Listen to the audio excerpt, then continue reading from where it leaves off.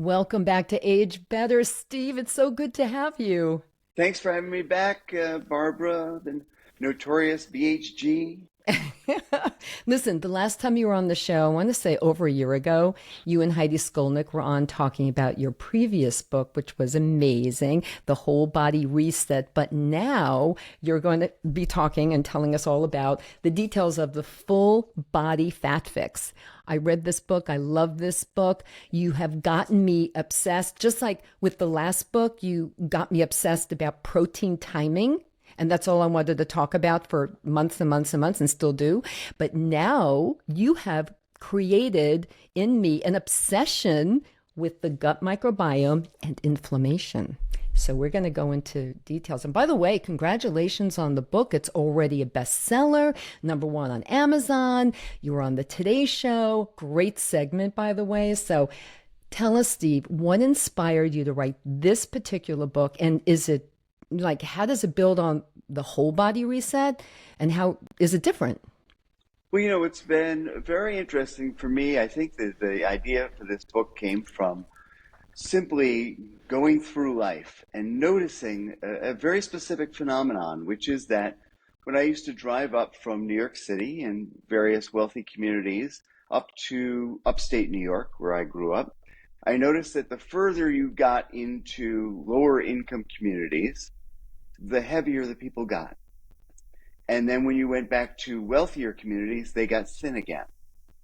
And I wanted to get to the bottom of that. In fact, research shows that you are far more likely to be overweight or obese if your local community household income is $45,000 or less, and far less likely to be obese or overweight if your community's household income is 65,000 or above.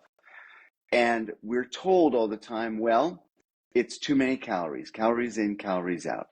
And that didn't make sense to me because the reality is calories come from food, food costs money.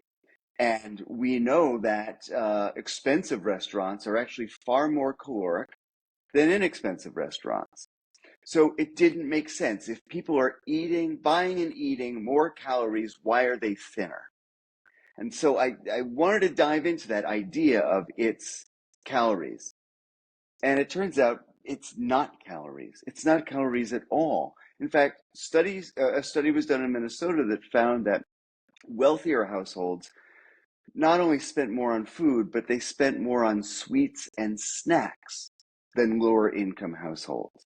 So it's not even that people are in lower income households are overeating. There's something else going on. That something else is chronic inflammation. Obesity is not a disease, the way we're told. What obesity really is a symptom of another disease called chronic inflammation. Other symptoms of chronic inflammation: diabetes, heart disease, some cases of Alzheimer's, certain forms of cancer, arthritis, COPD, asthma. All of these are symptoms of increased inflammation in the body. And so if we want to deal with obesity and weight gain and all of these other health issues, what we have to do is we have to attack chronic inflammation. And the primary driver of chronic inflammation is our diet. And so you see now why you have created this obsession that I have with chronic inflammation. I mean, how could I not be? Because I want to avoid all of those very common and many preventable diseases and illnesses that very often pop up in midlife, unfortunately. Right. So And yeah. I just want to say, one of the reasons why we think of these as diseases of aging Mm. is because as we age, inflammation tends to go up. So it's a natural process. We get older, our inflammation increases. So the key is to really focus on that and attack inflammation at its source. And the source of chronic inflammation is a dysfunctional gut microbiome. Microbiome. Okay, let's jump right to that and its significance to our overall health and wellness, as you just pointed out, and why people should really be who are trying to lose weight, should really focus on their gut health, which you make a very clear connection in your book between all three: gut health and inflammation and weight loss and weight management. And, my understanding from having medical experts on the show talking about the gut microbiome over the last 2 years is that we really want a varied gut microbiome, almost like a jungle in there. And as you just Right. pointed out about getting older, as we get older, our gut microbiomes actually naturally become less diverse. So we have to work even harder to make them more diverse. So talk to us a little bit about all those connecting dots, please. Sure. If you have a backyard bird feeder, you know that if you put one kind of seed out there, you're going to get a couple different kinds of birds. Whereas if you put a mix of different kinds of seeds, you're going to get a wider variety of birds. So the same thing applies to your gut microbiome. It's like a national park. It's like the Yosemite of you. And what you want to do is ensure that all of those different microbes, there are about 100 trillion of them in there, about 5 pounds worth. 5 pounds of you is actually microbes from your gut. You want to make sure that you're feeding them a wide variety of different kinds of plant fibers because they all eat different things. It's sort of like, think about Yosemite, right? The coyotes and the mice and the hawks and the deer and the bison don't eat the same things. They Right. eat different things, and then they integrate together and create a healthy ecosystem. So what's happening in our diet today is that we eat more and more processed foods, more and more, fewer and fewer specific kinds of, different kinds of foods. We're starting to starve out our microbiome. So there are 50,000 edible plants on Earth, but 2/3 of what we eat are just three species: corn, wheat, and rice. Wow. Of all the vegetables that we eat in America, 50% of them are just two: potatoes and tomatoes. That's So incredible. we evolved to eat a wide array of plants, and our microbiomes have evolved with us also to eat a wide variety of plants. Now we're eating in this really bizarre way where we're only giving them a handful of different kinds of fibers every day instead of dozens, which is how we're supposed to eat.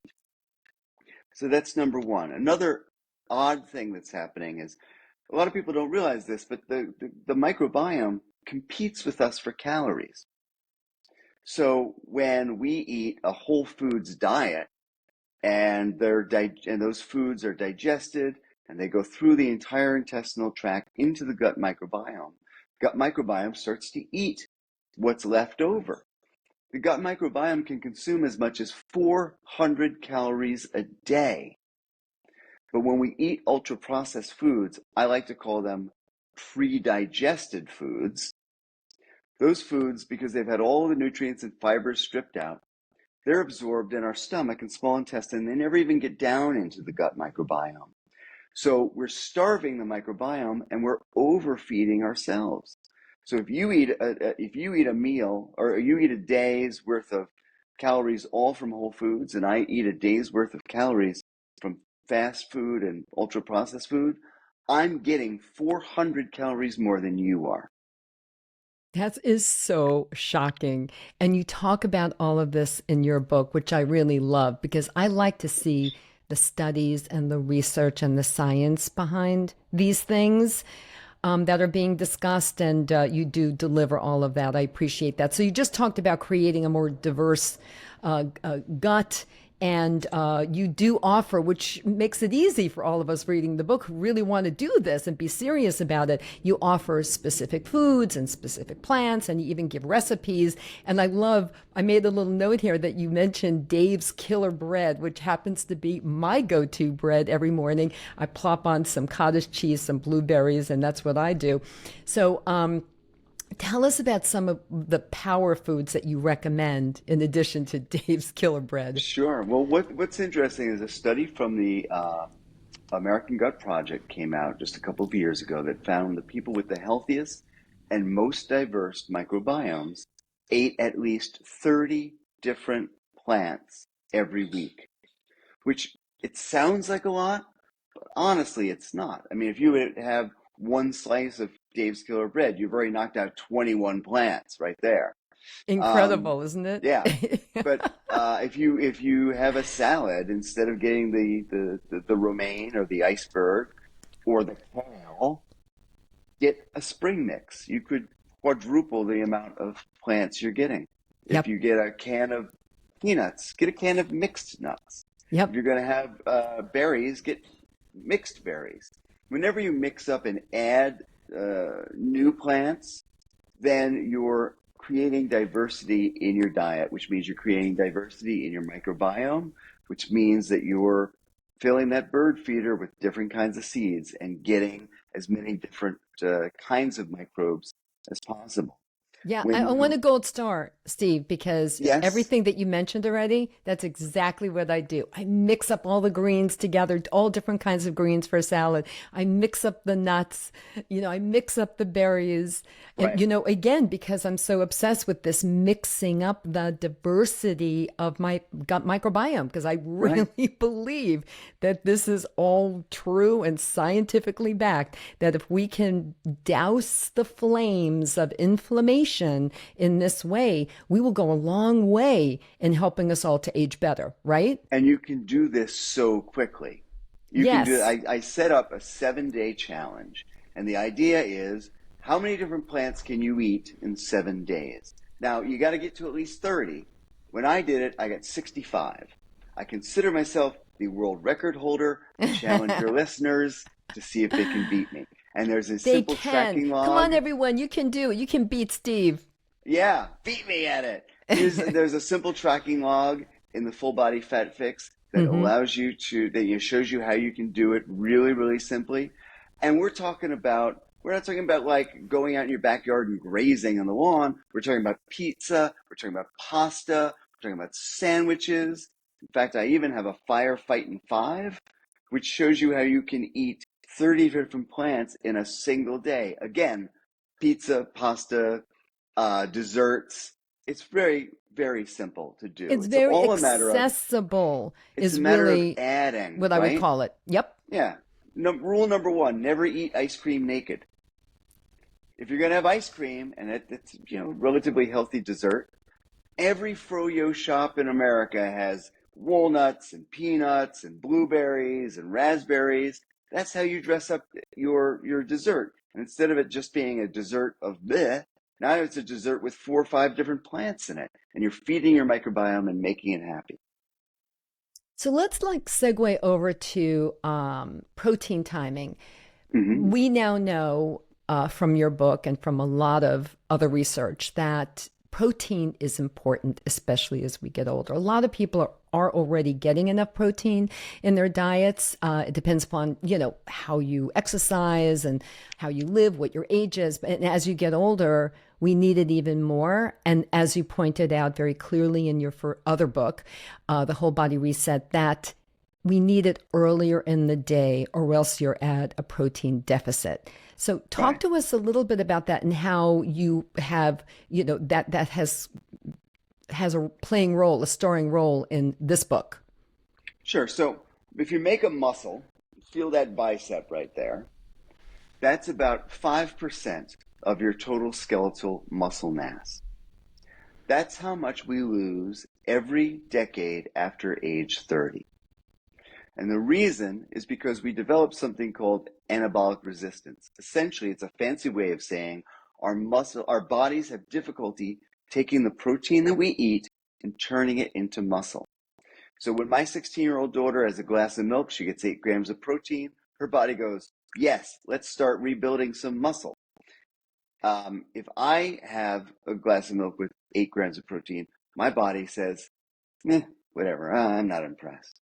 It's almost like the make muscle button gets dulled as we age, which is why we keep having to hit it harder with larger doses. So the average American eats about 90 grams of protein a day, and that's actually about what you should eat. The problem is we tend to eat 60% of it at dinner time. Right. So we start breakfast, we have a Danish, a donut, a cup of coffee. Even if we're eating healthy with oatmeal and almonds and blueberries, we're still not getting the amount of protein that we need. Women need at least 25 grams of protein and men about 30 grams of protein to start the day. And if you don't start your day with that amount of protein, you are in muscle loss mode that day. So every day is a muscle gain day or a muscle loss day. And if you have more muscle loss days than muscle gain days, that leads us to something called frailty, which is where you begin to have difficulty doing everyday tasks as we get older. It seems to be a natural process. It is not a natural process. It is something that you can prevent and even reverse with a combination of protein timing and some, relatively modest exercise. In fact, studies show that people in their 60s who eat using this method and then weight train have the exact same results as people in their 20s. Yeah, it's So this incredible. idea you Hmm. can't build or maintain muscle as you're older, wrong. You Wrong. can, but you have to eat right in order to support it.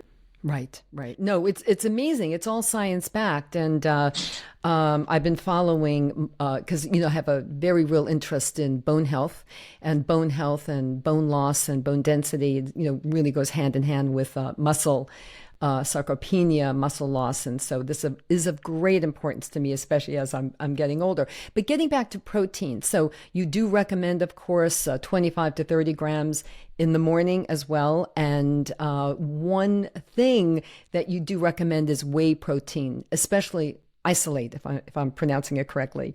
Well, Whey protein as a yeah. but tell us about that. What do you recommend?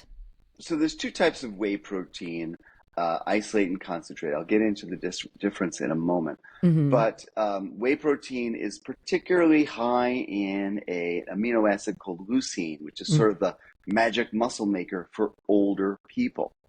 So as we get older, it becomes more and more important to kind of focus on that. You don't have to have it if you don't like it. If you want to eat Greek yogurt or cottage cheese, if you're vegan and you want to eat a combination of plants to build up that protein, that's fine. But the easiest, simplest, and most effective way is with whey protein. I make it in smoothies. Sometimes I'll mix it into yogurt, or I'll mix it into like cereal with milk. Um, that is definitely, a way I recommend. There are two types of whey protein, as you mentioned, Yeah. concentrate and isolate. Hmm. Concentrate is more caloric, and for people who are much older, people in their late 70s, 80s, early 90s, who are having difficulty holding on to mass, it is not a bad way to go. The Okay. problem with concentrate is that it's heavy on lactose. So if you're at all lactose sensitive, I recommend whey protein isolate, Mhm. which has had the lactose pulled out. Right. So if you have any lactose sensitivity, the guy on the bus next to you will be very happy that you chose isolate over concentrate. Well, since reading your book, The Whole Body Reset, I have been using isolate whey protein. So thank you for that in smoothies with a lot of other stuff. Getting Right, back to the diversity and varied stuff, and I right. put in kale and I put in a little yogurt and lots and lots and lots of frozen blueberries. But Yeah. that's the fun thing about this 7 day challenge. I like to say that this isn't really a diet, it's a scavenger hunt. And so what can you do? What did I not eat yesterday? Let's see. Yesterday I had a smoothie and it had blueberries and it had strawberries and it had a banana and it had kale and it had pine nuts. So today I'm going to use blackberries and I'm going to use golden berries and I'm going to throw in some uh, pumpkin seeds and some sunflower seeds and some hemp seeds. Yeah. And that's going to be different, right? So it's every day. Like, we've been taught this idea of superfoods, Oh, yeah. Well, no, I was getting to that. That's Oh exactly what I wanted to man. know. Because I have to tell you, Steve, wait a minute. When I was reading the book and reading it and reading it, I continue reading it, I kept picturing you rolling your eyes when you were writing about superfoods. And I said, okay, I have to ask him about what's the issue with superfoods? Problem with Superfoods, superfoods. Steve. So there's only one superfood, and that's the food that you didn't eat today, right? So we again we develop we like to develop habits, and if you every breakfast you have oatmeal with blueberries and almonds because you've been told they're superfoods, and every lunch you have a kale or spinach salad with quinoa, well, okay, but the problem is even those healthy habits are unhealthy if you're not mixing them up. Yeah, So those aren't superfoods, they're kryptonite. good point. And it becomes easy in the diet guru business. You know, it's easy to come up with like, here's the 10 or 12 or 15 superfoods that you should consume. No, absolutely not. Mm-hmm. Yeah, eat them today. Then Mm-hmm. go and find 15 different ones tomorrow because that's what adds diversity to your diet. When you eat only one kind of fiber, you feed only one kind of microbe. Mm-hmm. When you eat a wide variety of plant fibers, you feed a wide variety of microbes. When we talk about plants, what we're talking about is fruits, vegetables, nuts, seeds, whole grains, and legumes. So it could be beans or lentils or peas or peanuts. It could be macadamia nuts, walnuts, hickory nuts, pecans, pistachios. It could be any kind of berry, anything that came off of a tree, anything that grew on the ground, anything you picked from a vine. It could be whole grains from quinoa to corn to whole wheat, you name it, right? Yeah. The thing is, like, just keep going for that variety. Just look for something different. And again, you really make it so easy and accessible because I don't think people realize how very easy it is to add so many of these foods into their daily diets. I just don't Yeah. think they realize. But once you read the book, everyone, you'll be able to see some very easy ways to kind of throw beans into so many things. I put beans into my new favorite bean is the cannellini bean. I'm Mm-hmm. kind of obsessed with. I get obsessed. I get obsessed. It's Yes. true. It's true. Okay, so you roll your eyes at the superfoods. Okay, we got that. We now understand why. Thank you for that. But you also roll your eyes at very big, really big time, with about vitamins and supplements and the whole supplement industry.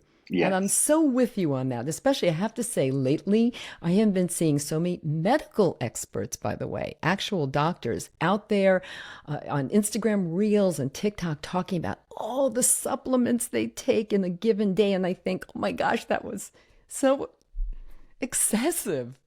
And in fact, I Yeah. had Heidi Skolnick on recently to talk about Heidi.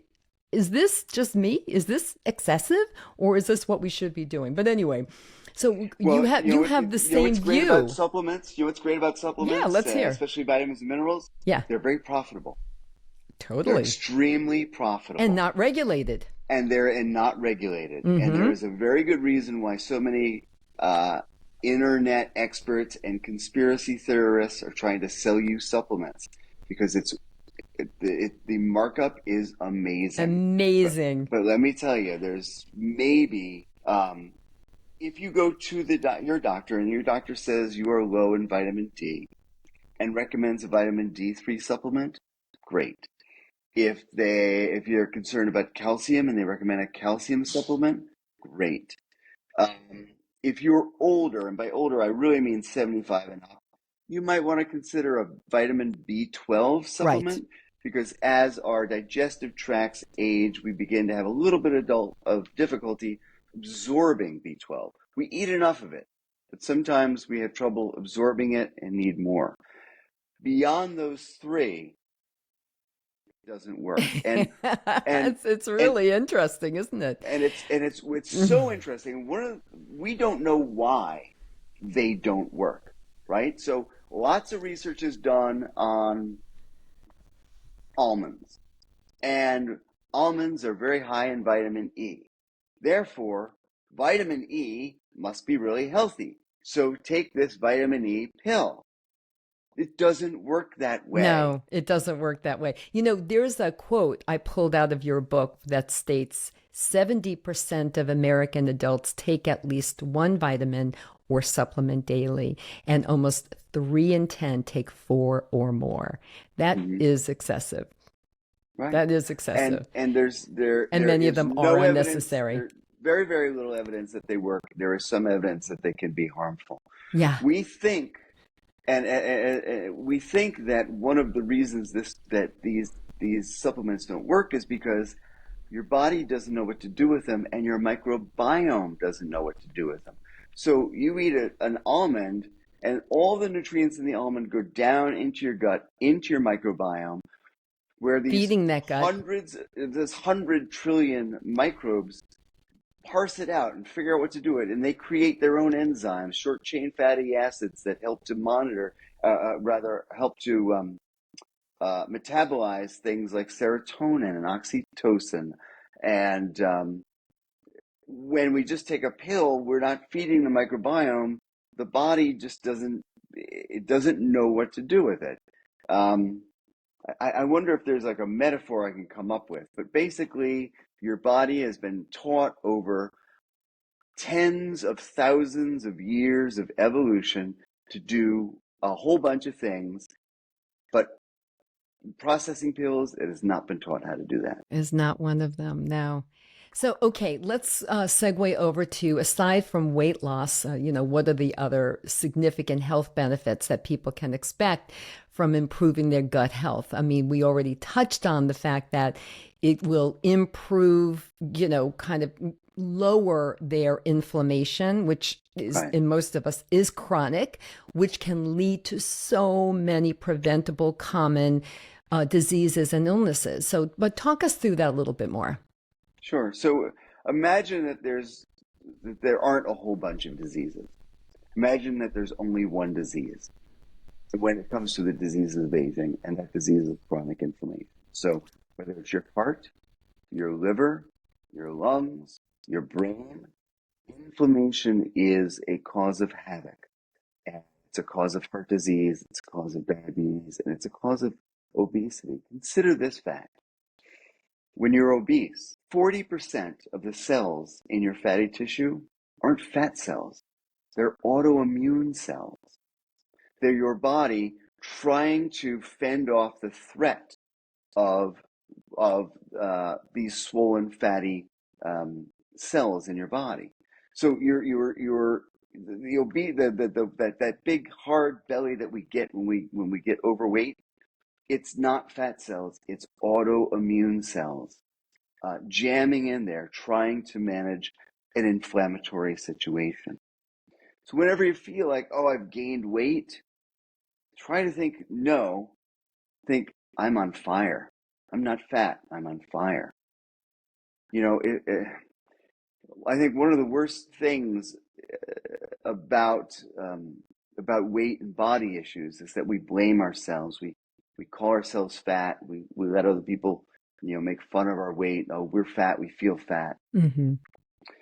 But if you had hay fever and your eyes were runny and your nose were runny, you wouldn't walk around going, "Oh, I'm such a crybaby." Mm-hmm. It's the exact same thing. Mm-hmm. It is your body's reaction to a autoimmune problem. Obesity and hay fever are the same thing. They're just two sides of a coin. Two sides of a coin, all connected to the same root cause. And it's very interesting because with this whole conversation now about Ozempic and Wegovy and the other medications, of course, weight is very much on people's minds, and how basically those medications are telling people, I think the message is that, weight is an obesity is a disease. But Mm-hmm. what you're saying, and in your book, is that it is not a disease, but it's connected to Right. something that It's a really, symptom. it's a symptom. Yeah. It's the symptom. So when you attack the symptom, you're not attacking the disease. And also, the comparison or the connection I want to make here, too, is that with a medication like Ozempic, you're kind of giving up control in a way to a medication that's going to help control you and your cravings and so on and so forth, if I understand how these medications do work. Whereas what you're really proposing in your book and with this plan is that you can, in fact, control a lot of this. You can control how you eat, what you eat, even when you eat. And that's what you're encouraging people to do, right? Well, I would say I don't want people to think, okay, I can only eat between these hours or on these days or when the moon is full. I can Right. always It's not only eat intermittent certain fasting. foods. I can only eat keto. I can only eat paleo. I can only eat vegetarian. I can only eat stuff that grows in the Mediterranean. It's not like that. No. It's not the situation. The Hmm. situation is you need to increase the variety of foods that you eat. If you are an obsessive pizza aficionado, then eat your pizza. But get some artichokes on it, or get some onions, or some broccoli, or some black olives, or Yeah. some red peppers, right? Yep. That's what I Mix it do. up, or add a bunch, or get some different every time you order, get something different. If you like pasta, get some broccoli or cauliflower in that pasta. Try different kinds of pastas like chickpea pasta or red lentil pasta, Yeah. or even just whole wheat pasta. Again, we talked about ice cream. We talked about cereal. If you like, if you have a cereal that you love, great. Today, put one kind of berry, one kind of nut, and one kind of seed on it. Tomorrow, put a different berry, a different nut, and a different seed, Mhm. right? Don't change the way that you eat, but rather increase the different kinds of plants in your diet. Eventually you might find that you're eating less of the unhealthy foods Right.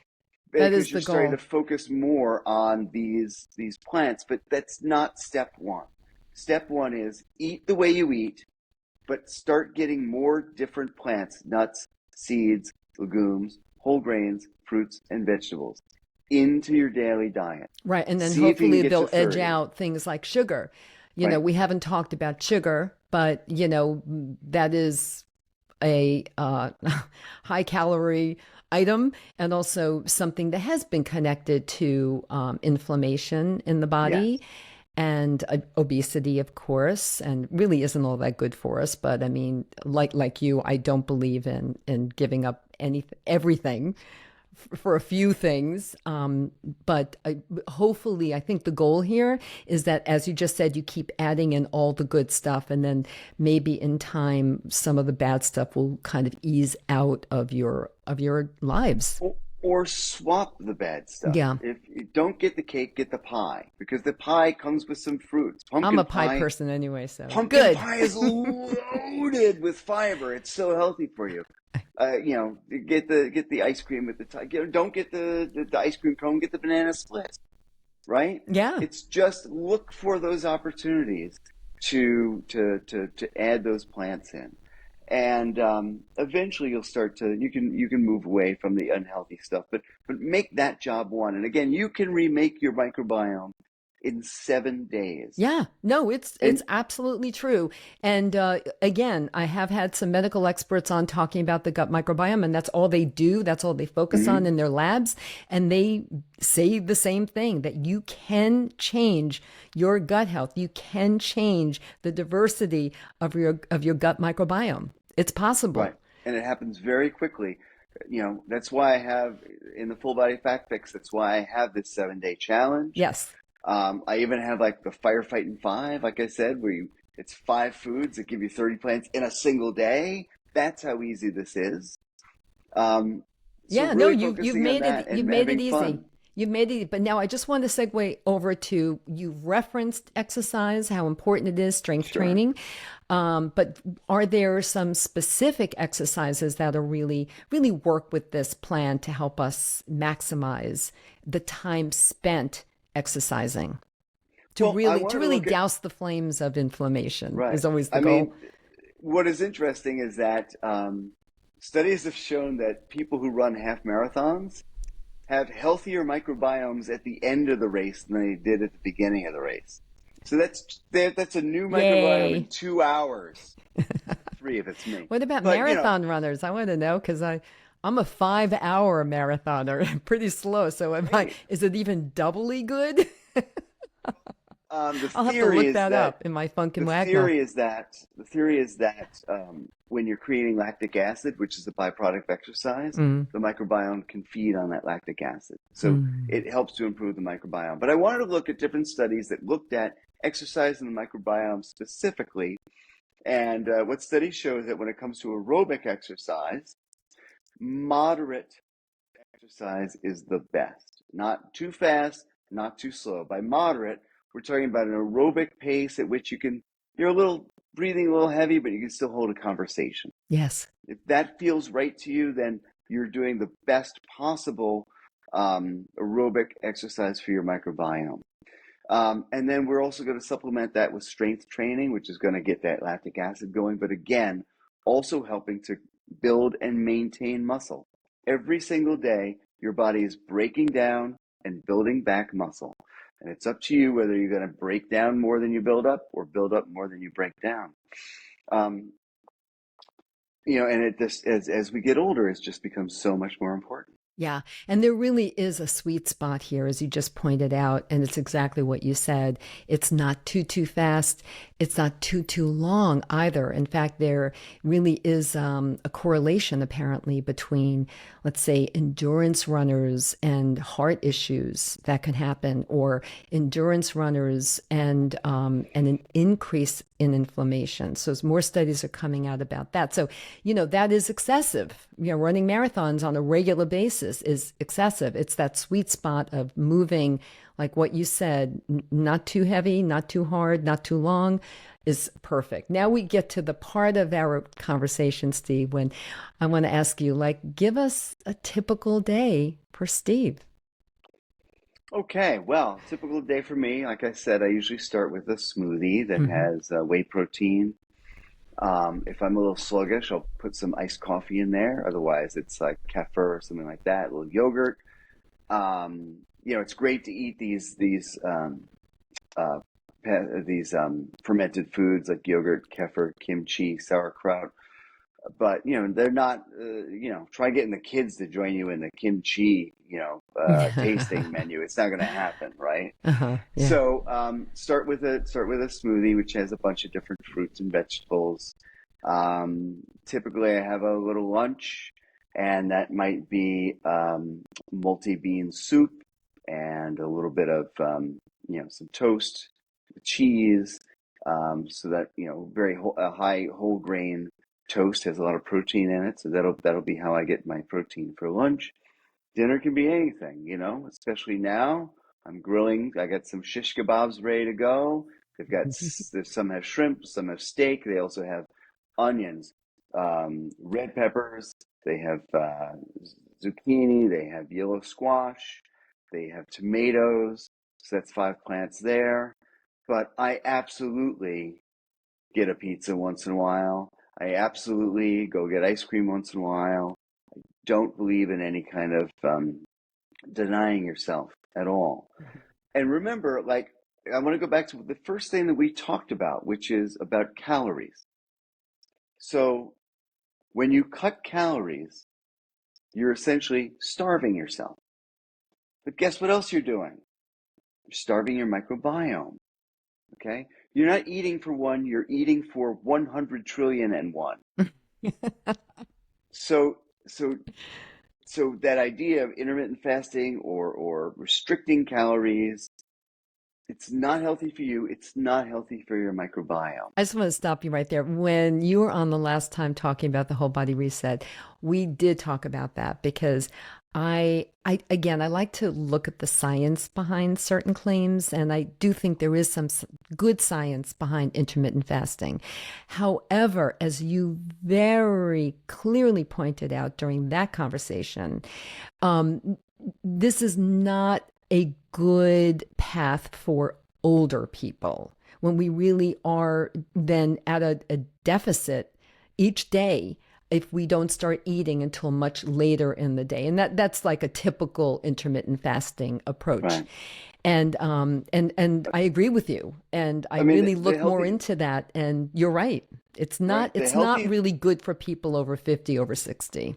I mean, really, what you should be doing is you should stop eating 8 o'clock at night Exactly. and then eat when you wake up, right? There's your intermittent fast. Which is basically what I do.